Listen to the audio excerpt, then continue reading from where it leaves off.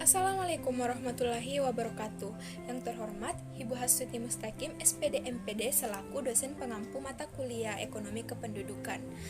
Baiklah, kami dari kelompok 1 dengan materi pengaruh stunting pada pertumbuhan ekonomi di Indonesia. Stunting pada anak-anak merupakan salah satu masalah kesehatan masyarakat yang utama di Indonesia.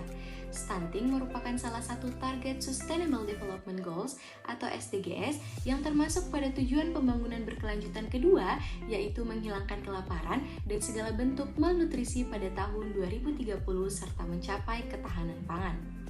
Target yang ditetapkan adalah menurunkan angka stunting hingga 40% pada tahun 2025. Negara Indonesia jika dibandingkan dengan negara lain masuk dalam grup yang mempunyai prevalensi cukup tinggi, yaitu kisaran 30-39%. Negara Indonesia menempati peringkat kelima dunia dengan jumlah anak pendek terbanyak.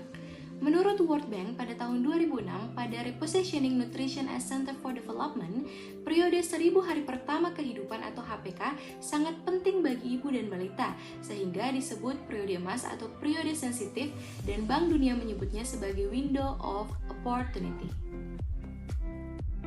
Stunting dan kualitas SDM Indonesia. Stunting mempengaruhi kapasitas belajar pada usia sekolah, nilai dan prestasi sekolah, upah kerja pada saat dewasa, resiko penyakit kronis seperti diabetes, mortalitas, dan bahkan produktivitas ekonomi.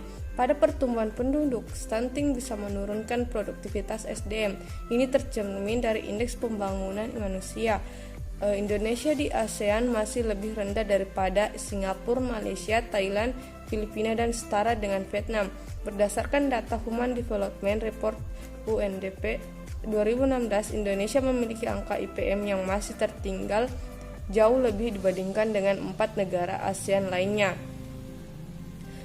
Ini menunjukkan lambatnya laju peningkatan kualitas pembangunan SDM jika sejak zaman kemerdekaan bila dibandingkan dengan negara-negara lain di dunia, bahkan dengan negara ASEAN.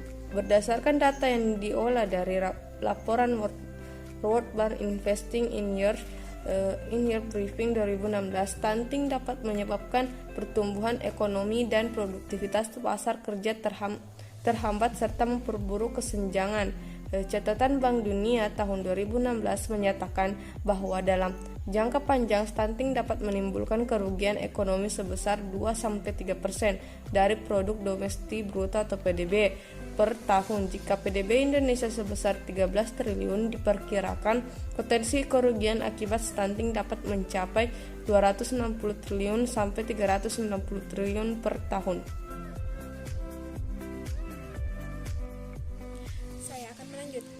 Materi dari stunting dan kualitas sumber daya Indonesia. Potensi kerugian ekonomi karena stunting itu penurunan kognitif, rendahnya imun yang mengakibatkan risiko tinggi terkena penyakit infeksi, kelebihan berat badan, sampai dengan obesitas serta PTM. Nah, semua ini mempengaruhi jenis pekerjaan yang akan diperoleh, penurunan produktivitas ketika bekerja, dan gaji atau pendapatan yang diterima. Baik, materi selanjutnya yaitu besar rata-rata potensi kerugian ekonomi pada balita stunting di 32 provinsi di Indonesia pada tahun 2013, yaitu sebesar 96 miliar sampai 430 miliar. Nah, jika nilai ini dilihat dalam presentasi terhadap PDRB, maka besar potensi kerugian pada penurunan produktivitas sebesar 2% dan 9%, yaitu sekitar 0,15 sampai 0,67% dari rata-rata produk domestik regional bruto atau PDRB provinsi-provinsi yang ada di Indonesia. Nah, besar potensi kerugian ekonomi akibat stunting pada balita secara nasional karena adanya penurunan produktivitas sebesar 0,04% sampai 0,60% dari total PDB Indonesia pada tahun 2013.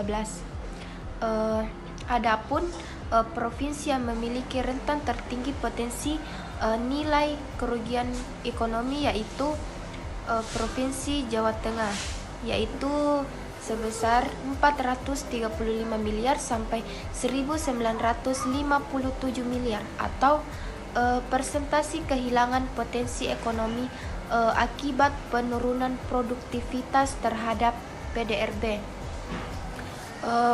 PDRB provinsinya yaitu sekitar 0,8% pada penurunan produktivitas 2% dan 0,35%.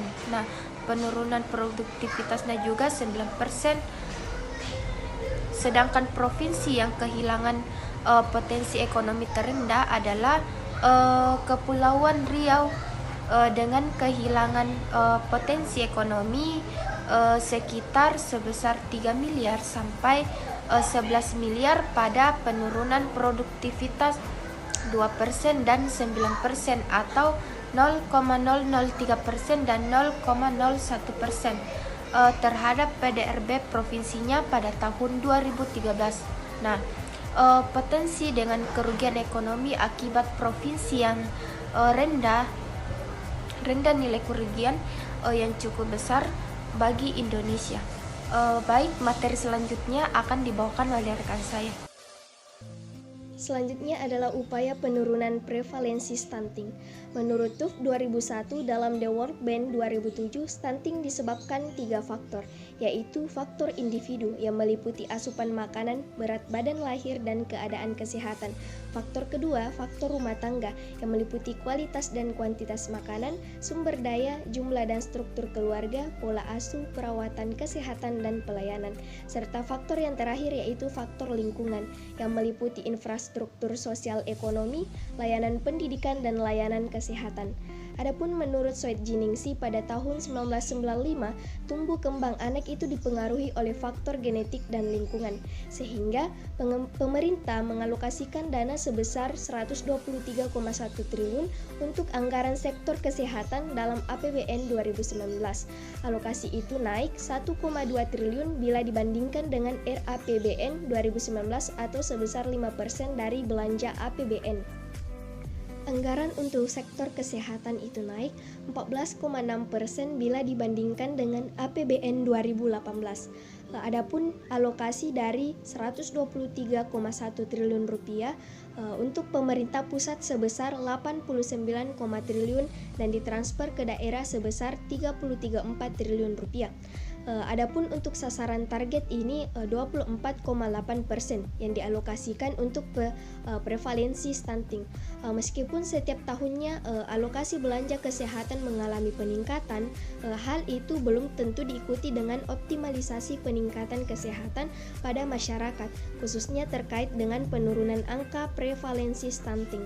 Melalui anggaran pemerintah yang cukup besar dan mengingat penurunan angka prevalensi stunting kini menjadi prioritas pembangunan, maka diharapkan program penurunan angka prevalensi stunting ini dapat terlaksana tepat sasaran. Berbagai program penurunan angka prevalensi stunting yang telah direncanakan oleh pemerintah pusat harus terintegrasi hingga ke pelosok desa, mulai dari pembangunan posyandu, penyediaan makanan sehat, pembangunan sanitasi dan air bersih, hingga balai pengobatan desa dan lainnya. Kemudian selain menggunakan alokasi belanja dana kesehatan tersebut, maka semua itu juga bisa memanfaatkan dana desa. Baik, sekian dari kelompok kami, lebih dari dan kurangnya mohon dimaafkan. Assalamualaikum warahmatullahi wabarakatuh.